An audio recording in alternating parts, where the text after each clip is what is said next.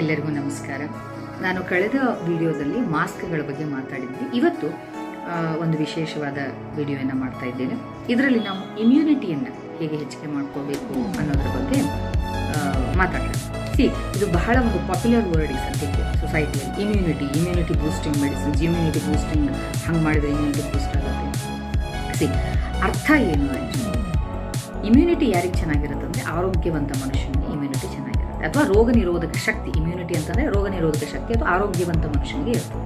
ಹಾಗಿದ್ರೆ ಆರೋಗ್ಯವಂತ ಮನುಷ್ಯ ಯಾರು ಅನ್ನೋದನ್ನು ನಮ್ಮ ಆಯುರ್ವೇದ ಬಹಳ ಸುಂದರವಾಗಿ ಕೋಟ್ ಮಾಡುತ್ತೆ. ಅದಕ್ಕೆ ಏನು ಹೇಳ್ತೀವಿ ಅಂದರೆ, ಸಮದೋಷ ಸಮಾಗ್ನಶ್ಚ ಸಮಧಾತು ಮಲಕ್ರಿಯ ಪ್ರಸನ್ನಾತ್ಮೇಂದ್ರಿಯ ಮನಃ ಸ್ವಸ್ಥಂ ಇತಿ ಅಭಿಧೀಯತೆ ಅಂತ. ಅಂದರೆ ಯಾವ ಮನುಷ್ಯನ ದೇಹದಲ್ಲಿ ಇಲ್ಲಿ ಸಮ ಅಂತಂದರೆ ಈಕ್ವಲ್ ಅಲ್ಲ, ಬ್ಯಾಲೆನ್ಸ್ಡ್ ಆಗಿರುವಂತಹ ದೋಷಗಳು, ಧಾತುಗಳು ಅಂದರೆ ಅಂಗಾಂಶಗಳು, ಮತ್ತು ಎಲ್ಲ ಕೆಮಿಕಲ್ ರಿಯಾಕ್ಷನ್ಸ್, ಎಲ್ಲ ಎಂಜೈಮೆಟಿಕ್ ಫಂಕ್ಷನ್ಸು ಮತ್ತು ವಿಸರ್ಜನೆ ಕ್ರಿಯೆಗಳು ಆಗ್ತಾ ಇರ್ತಾವೆ. ನಿಯಮಿತವಾಗಿ ಎಲ್ಲ ದೇಹದ ಕಾರ್ಯಗಳು ನಡೀತಾ ಇರ್ತವೆ.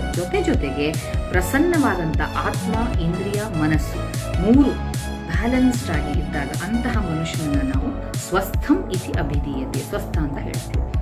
ಈ ಕೊಟೇಶನನ್ನು ಇವತ್ತು ಅಪ್ಲೈ ಮಾಡಿದರೆ ಖಂಡಿತವಾಗ್ಲೂ ಯಾರೂ ಹೆಲ್ದಿ ಪರ್ಸನ್ಸ್ ಇಲ್ಲ, ಎಲ್ಲರೂ ಒಂದಿಲ್ಲ ಒಂದು ರೀತಿ ಸಮಸ್ಯೆಗಳನ್ನು ಎದುರಿಸ್ತಾ ಇದ್ದೀವಿ. ನೋಡಿ, ಇದ್ರ ಬಗ್ಗೆ ಈ ರೀತಿಯಾಗಿದ್ದಾಗ ಮಾತ್ರ ಹೆಲ್ದಿ ಪರ್ಸನ್ಸ್ ಅನ್ನಿಸ್ಕೊಳ್ಳೋದಾದರೆ ಇದ್ರ ಬಗ್ಗೆ ಸ್ವಲ್ಪ ನೋಡೋಣ.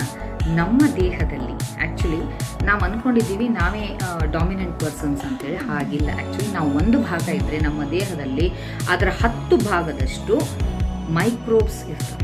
ಅವು ಫ್ರೆಂಡ್ಲಿ ಬ್ಯಾಕ್ಟೀರಿಯಾ, ಫ್ರೆಂಡ್ಲಿ ಜರ್ಮ್ಸ್ ನಮ್ಮ ದೇಹದಲ್ಲಿ ಇರ್ತವೆ. ಅದರಲ್ಲಿ ಹೆಚ್ಚು ಕಡಿಮೆ 95% ಭಾಗ, ಶೇಕಡ 95% ಭಾಗ ನಮ್ಮ ಕರಳುಗಳಲ್ಲಿ ಇರ್ತವೆ. ಅವುಗಳಿಗೆ ನಾವು